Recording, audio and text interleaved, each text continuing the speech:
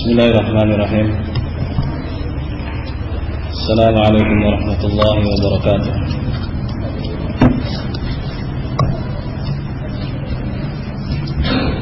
Alhamdulillahi rabbil alamin. Wassalatu wassalamu ala nabiyyina Muhammadin wa ala alihi wa sahbihi ajma'in. Amma ba'd. Insyaallah kita akan baca sebuah karya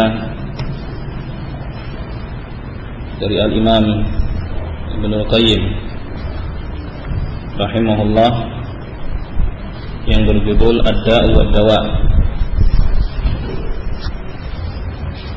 Kitab ini berawal dari sebuah pertanyaan yang disampaikan kepada beliau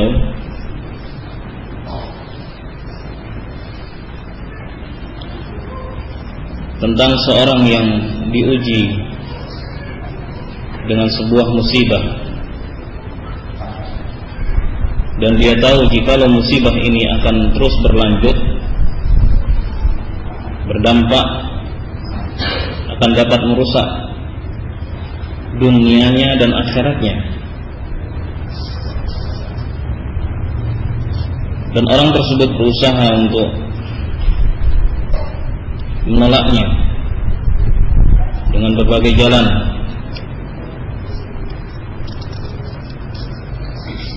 Tidaklah usahanya itu bertambah,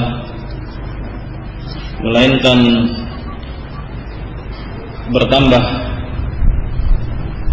sangatlah kepedihannya, keperihannya, dan bertambah keraslah musibah tersebut. Maka bagaimana cara menolaknya? Ini pertanyaannya.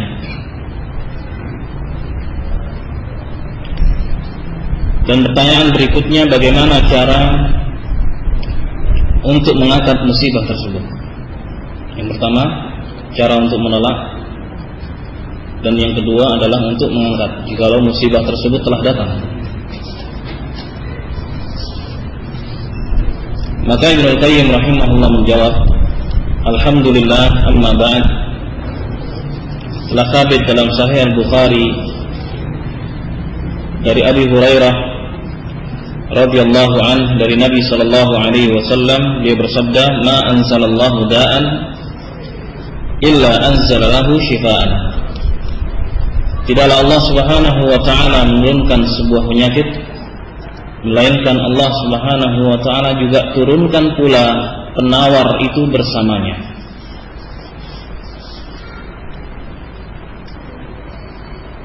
Dan di dalam Sahih Muslim dari hadits Jabir bin Abdullah radhiyallahu taala anhuma, beliau berkata, Rasulullah sallallahu alaihi wasallam bersabda, likulli da'in dawa. Setiap penyakit itu ada obatnya. Fa'idha usiba dawa'ud da'i bara'a biiznillah. Apabila penawar penyakit itu tepat,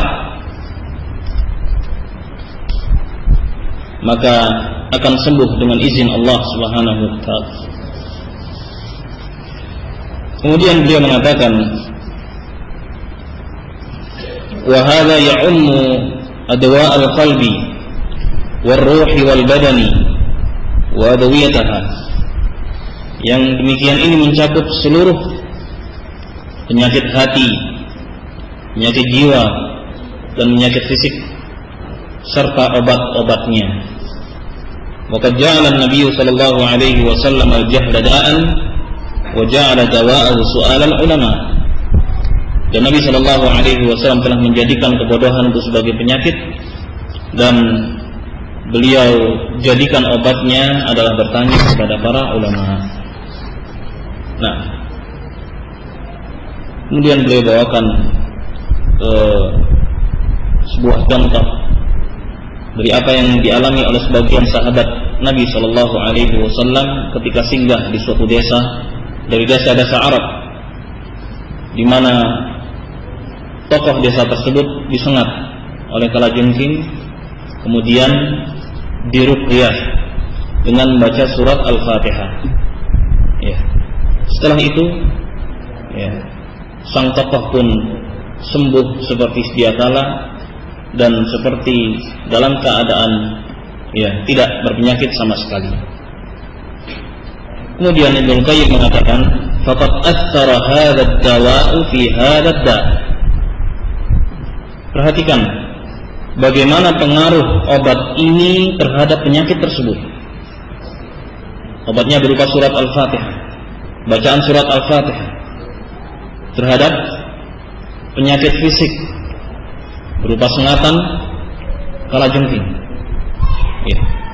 Wa azalah, dan bagaimana obat tersebut menyingkirkan penyakit itu, hatta ka'allam yakun, seakan-akan keadaannya seperti sedia kala. Wa huwa ashalu dawa'in wa aisaruh, dan ini merupakan doa yang paling mudah. Intinya, walau ahsana al-'abdu at-tadawiya bil Fatihah la ra'a ta'thiran 'ajiban fi syifa. Seandainya seorang itu betul-betul mampu bagaimana cara ya menggunakan Al-Fatihah sebagai doa, ya, dia baca dengan baik, dia ngerti dan disertai dengan keyakinan yang luar biasa, niscaya dia akan melihat hasilnya. Itu hasil yang menakjubkan. Nah,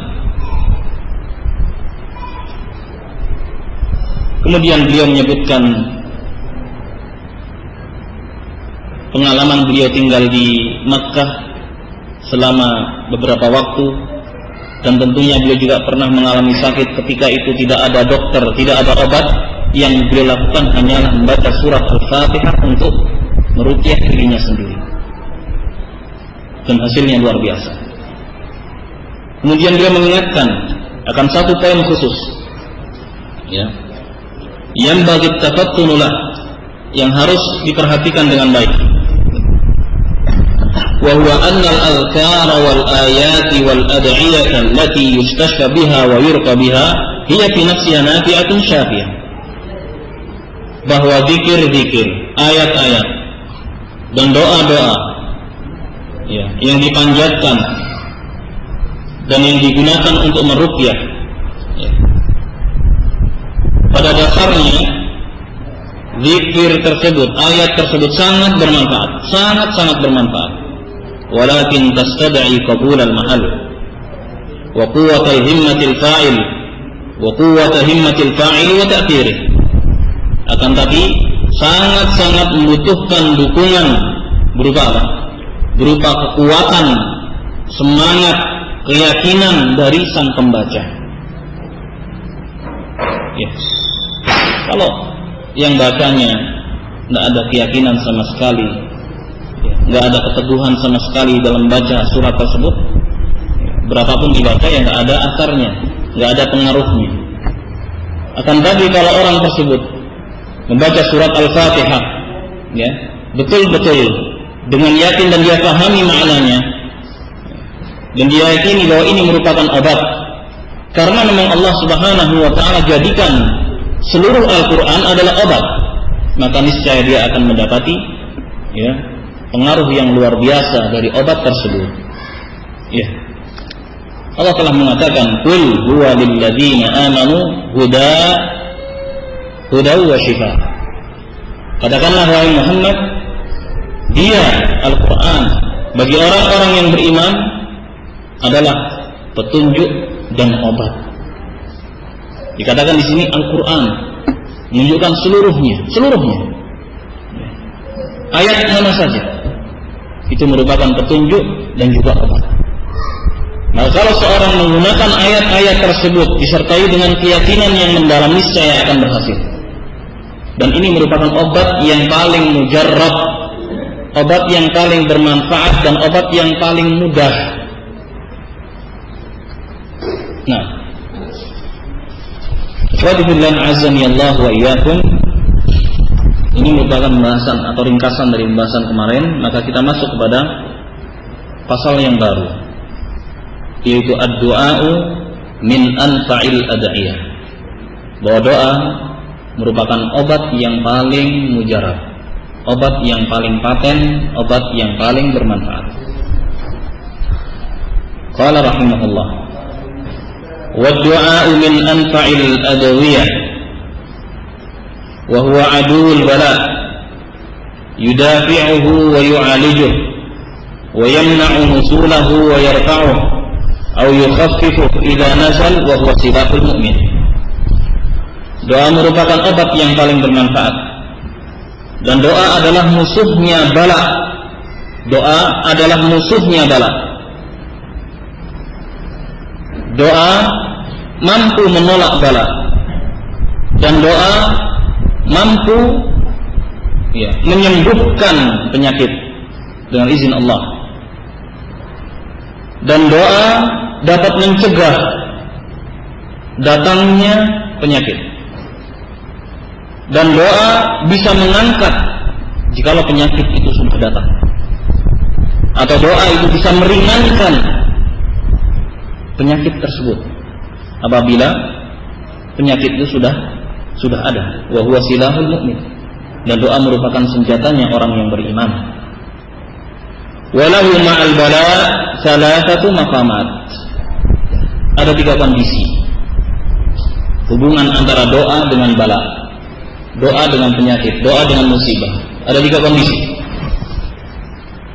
Ahaduha, kondisi pertama, ayyakuna aqwa minal bala fayarfa'u, bahwa doa tersebut lebih kuat dari bala, maka doa itu akan menolaknya. Maka doa itu akan menolaknya, menolak bala. Belum sampai datang sudah ditolak oleh doa, mengingat doa itu kuat. Ya. Ats-tsani ay yakuna ad'afa min al-bala fayaqwa 'alaihi al-bala. Keadaan yang kedua, ternyata doanya lebih lemah daripada bala itu sendiri.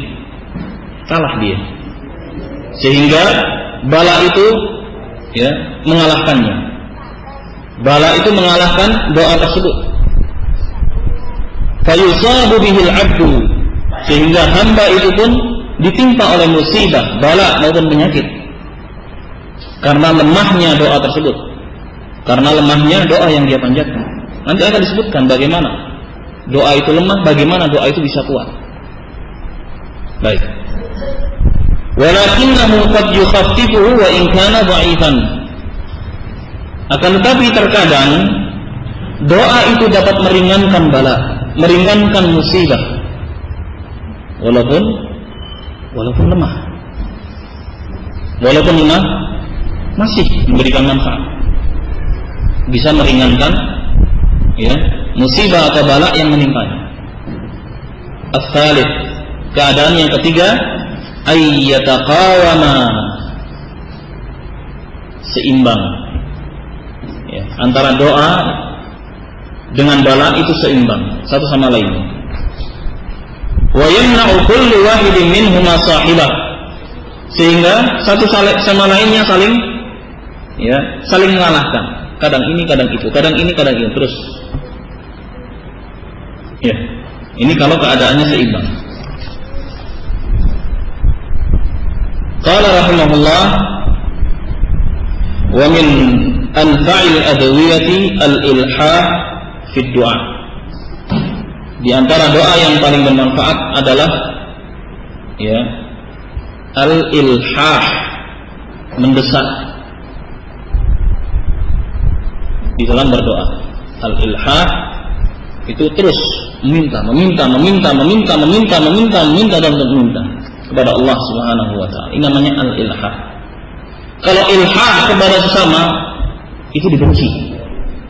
Kalau misalnya ada seorang datang kepada kita meminta sekali, minta lagi. Bagaimana perasaan kita? Pasti nggak suka.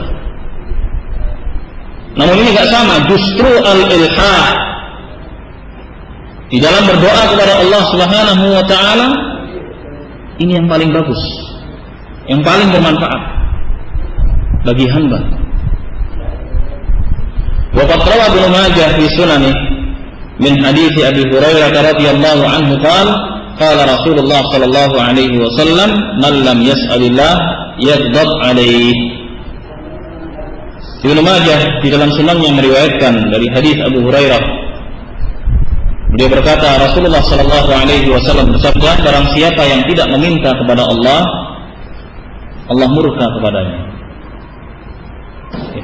Barang siapa yang tidak meminta kepada Allah, Allah murka kepadanya. Ya memang ini kebalikan dari keadaan manusia.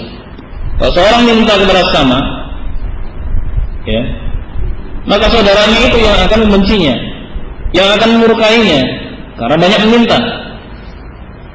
Maka berbeda dengan Allah Subhanahu wa taala, justru kalau Allah Subhanahu wa taala enggak diminta, maka Allah Subhanahu wa taala akan murka kepadanya. Nah, qala rahimahullah, faslun minal afati allati tamna'u qabul ad-du'a. Di antara hal-hal yang dapat menghalangi diterimanya doa.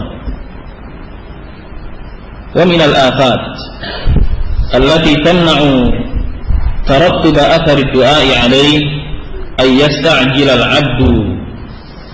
Di antara hal-hal yang dapat menghalangi diterimanya doa, yang pertama, seorang hamba terburu-buru. Seorang hamba terburu-buru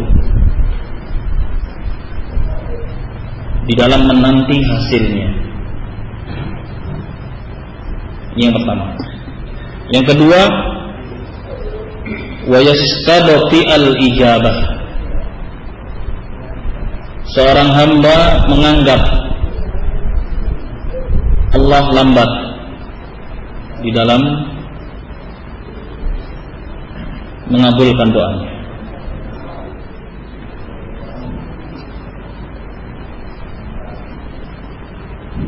Kalau sudah dianggap atau kalau sudah muncul anggapan-anggapan seperti ini, fayastahsira wa yada'ad du'a, maka hamba tersebut akan putus asa dan meninggalkan doa, tidak lagi meminta kepada Allah. Padahal tadi yang disukai Allah Subhanahu wa taala dan yang paling bermanfaat di dalam doa adalah apa?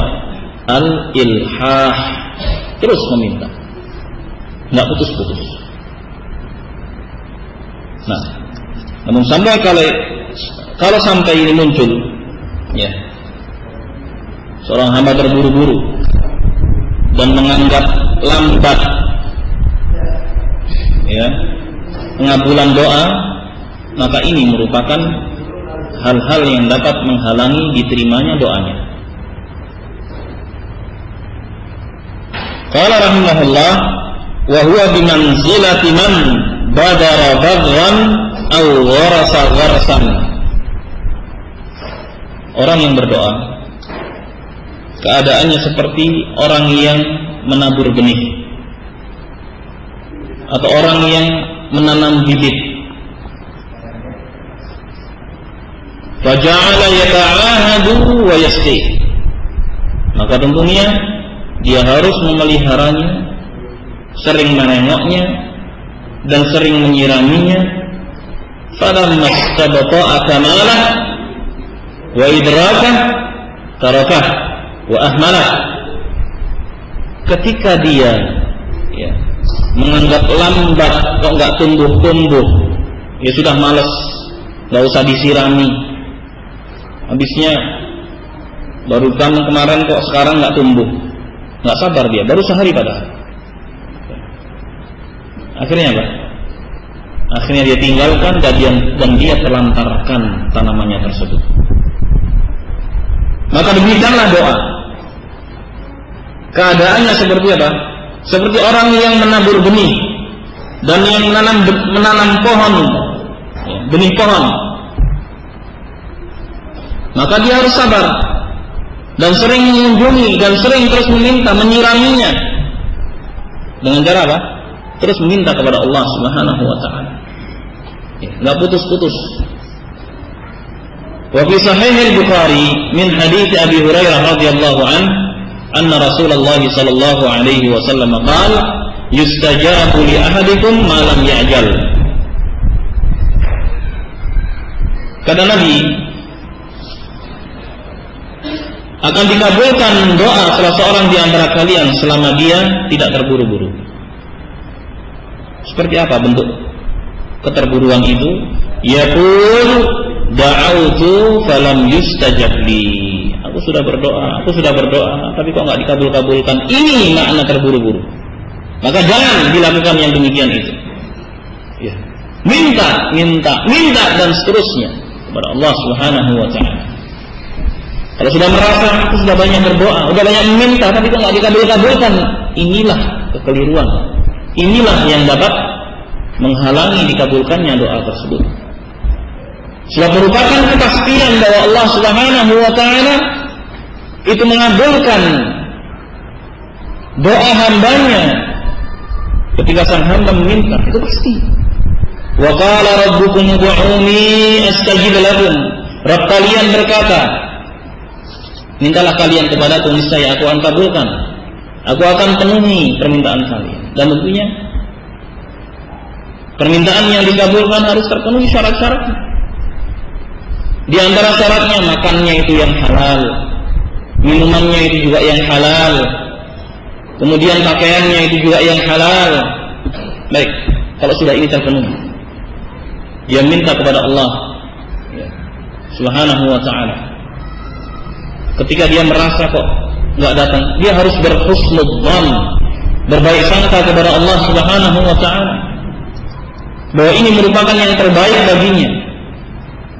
Kalau tidak dikabulkan saat itu, mungkin akan ditunda. Berapa waktu sampai sang hamba itu tidak merasa bahwa itulah doa yang pernah dia panjatkan.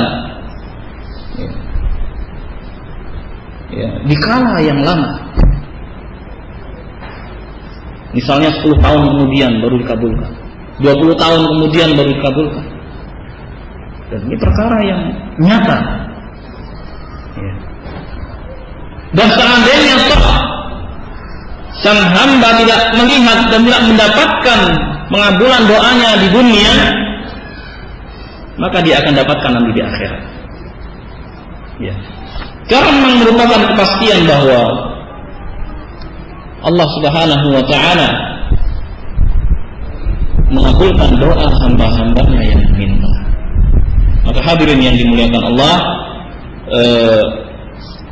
penting bagi kita untuk memperhatikan hal-hal ini, ya, agar betul-betul doa kita bermanfaat dan kita bisa menikmatinya. Sampai di sini, insyaallah akan kita lanjutkan pada pertemuan berikutnya. Wallahu a'lam bissawab. Wa sallallahu ala nabiyyina Muhammadin wa alihi wa sahbihi wa sallam. Walhamdulillahi rabbil alamin. Wassalamu alaikum warahmatullahi wabarakatuh.